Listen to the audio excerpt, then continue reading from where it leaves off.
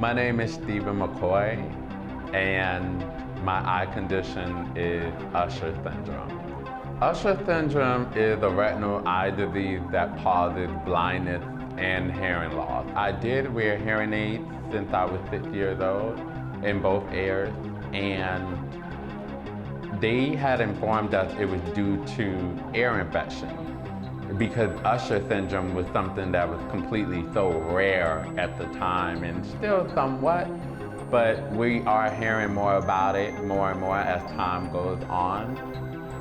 So for me, I didn't know about it, but I just knew that I was different, and so I decided as a child that I was going to hide my disability, and I hid my disability for a very long time. I was bullied really bad because of my hearing aids, and people would tease me in the way that my voice sounds, which is interesting because now this is how I make a living. This is my own voice. The things that I would, like literally, even not only just my peers, but older individuals would literally, punch me in my throat to tell me to talk different. And I hated my voice. I hated it so bad that I decided not to talk. So I developed selective mutism. I did not, it was just something that was like, every time I open up my mouth, it's something that's bad, it's hurtful, it's hurting me, people don't like it. So I didn't realize that people were teaching me to hate myself. But now, it's a completely different story. That if I can make it, I know anyone can. So moving forward, making history as the first Black deafblind journalist, I was very shocked in some ways, because I just was like, wow, this is the reason why I never saw anybody that was like me, because I'm being blessed to kind of lead the way. So I always say I stand on the shoulders of so many people, so many amazing men that have come before me, and so many amazing women who have uplifted those men. And I feel, with this platform, I want to be able to lend my shoulders so that the children that's coming behind me will be able to have something to stand on and go as far, way surpass all of the things that I've accomplished. So that is my dream. No one wants to be alone. I had to do a lot of self-analysis, and I did that during COVID. I had to really sit with myself and pull all of the ugly out, and it was time to start pouring love into myself.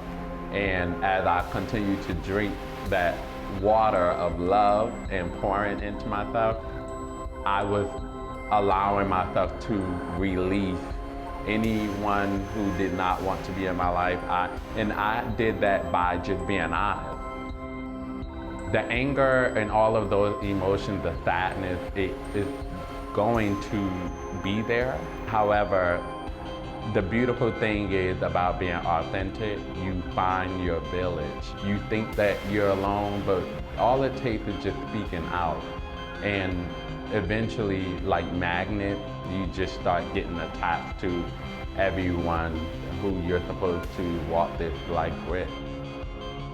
Okay, because when I was diagnosed, I didn't know where to go. I did not know where to go. I was going to retire from journalism, and I just said, no, I can't do this anymore. Like, I'm not gonna do this anymore. And through that, with family, with friends, trying to pour a little into me, it allowed me to, okay, I'll go get the mobility training, which I got through the Commission for the Blind of New Jersey. So that kind of allowed me to find out about different support groups and I connected with some amazing people in the community, and I never knew it was all of these beautiful stories, all of these, some stories were sad, but so empowering because how they were able to turn their life around. And I just decided, I think I could do this. And when I made history as the world's first Black deafblind journalist, and I said to myself, when you make history or the first to do anything, you have the power to set the bar as high or as low as you like. And I said, I want to set it as high as I can, because that's the only way those who are coming behind me will stand taller. When you're losing your eyesight, your hearing, that's what made me brave, because literally, I want to be so honest because I know people are watching this, and I'm not gonna cry, but it's something that I definitely don't talk about a lot, which is being suicidal. And I was suicidal. And it was, a difficult time for me. Yeah, it was bad, but the beauty of it is that I said, if I'm going to live, I have to be, because I'm not afraid anymore. The fear is on the other side. I'm losing my eyesight, my vision, my hearing. So there's no need for me to be afraid anymore. There was a point in my 20s where I always just kept going out and doing this, doing that, and just not giving myself that time because I was still running away from who I should have been running to, which is just the man in the mirror. I'm sure there's many people that's out there that are people who are always rushing to make sure that other people have your time and attention. But what are you doing for yourself to give yourself that time and attention? And when I was giving myself that, it was just, I just started to flourish. It really was. It was like a flower blooming. Don't be afraid. The fear it may be there, but that bravery starts with self-care and truthfully loving yourself. Be your crazy self that you've always been, but know that you most certainly have control of your life.